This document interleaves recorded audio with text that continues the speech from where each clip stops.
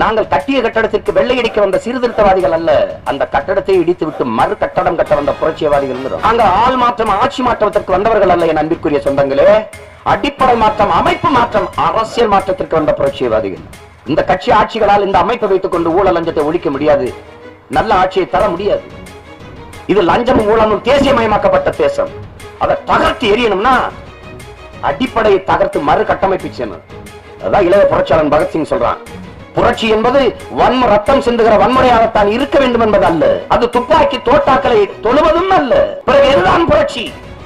வெளிப்படையாகவே அநீதிகளால் கட்டமைக்கப்பட்ட சமூகத்தை தகர்த்து முற்றுமுழுதாக மாற்றி ஒரு சமூகத்தை படைப்பதான் புரட்சிங்கிறார்.